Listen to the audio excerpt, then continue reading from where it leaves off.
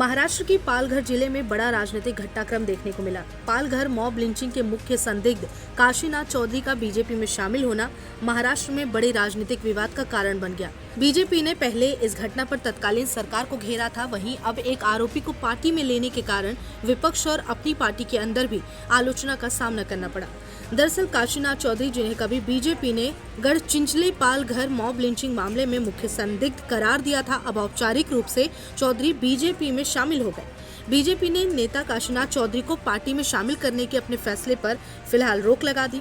काशीनाथ चौधरी पर 2020 में 2 हिंदू साधुओं की मॉब लिंचिंग में शामिल होने का आरोप लगाया। ये फैसला पार्टी के शीर्ष नेताओं द्वारा की गई आलोचना और तीखी प्रतिक्रिया के साथ साथ पार्टी के कार्यकर्ताओं के बीच असहमति के स्वरों के बाद लिया गया। अब सवाल है कि काशीनाथ चौधरी है कौन? काशीनाथ चौधरी महाराष्ट्र का एक स्थानीय राजनीतिक नेता है जो पहले एनसीपी यानी राष्ट्रीय कांग्रेस पार्टी से जुड़ा था।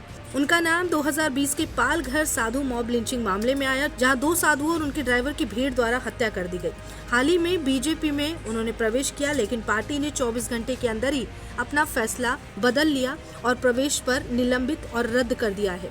अध्यक्ष रविंद्र चौहान ने कहा कि प्रवेश निलंबित करने का फैसला मामले की संवेदनशीलता की वजह से लिया गया। चौधरी की पार्टी में शामिल होने का कदम उस समय राजनीति में बड़ा विवाद पैदा कर गया, क्योंकि भाजपा पहले ही इस हत्याकांड को लेकर आलोचक रह चुकी है। बीजेपी ने पहले राष्ट्रवादी कांग्रेस पार्टी के तत्कालीन नेता चौधरी पर 16 अप्रैल 2020 को 2 साधु चिन्मयानंद और सुशील गिरी महाराज और उनके ड्राइवर की हत्या के मुख्य षड्यंत्रकारियों में से एक होने का आरोप लगाया था। तीनों सूरत जा रहे थे जब गढ़चिंचले गांव में भीड़ ने कोविड-19 यानी लॉकडाउन के दौरान उन पर हमला किया था।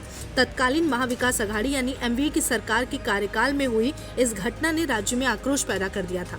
बीजेपी ने उद्धव ठाकरे के नेतृत्व वाली सरकार की कड़ी आलोचना की थी और कानून व्यवस्था के पूरी तरह ध्वस्त होने का आरोप लगाया था। दावा किया था कि भीड़ को राजनीतिक संरक्षण प्राप्त है। सीबीआई जांच की मांग को लेकर मुंबई पालघर जन आक्रोश यात्रा का आयोजन भी किया गया था। वहीं पुलिस ने इस मामले में करीब 200 लोगों को हिरासत में लिया था और 108 गवाहों के बयान दर्ज किए थे। एकनाथ शिंदे ने तो साधुओं की हत्या को अपने विद्रोह के कारणों में से एक बताते हुए कहा था कि हम इसे बर्दाश्त नहीं कर सकते। वहीं अब काशीनाथ चौधरी के बीजेपी में शामिल होने पर विपक्ष, खास करके एनसीपी शरद पवार गुट ने तीखे सवाल उठाए हैं। नमस्कार, मैं हूं मानक गुप्ता।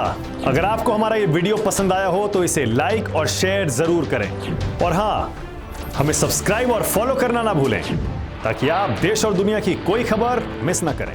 तो जुड़े रहिए हमारे साथ और देखते रहिए News 24।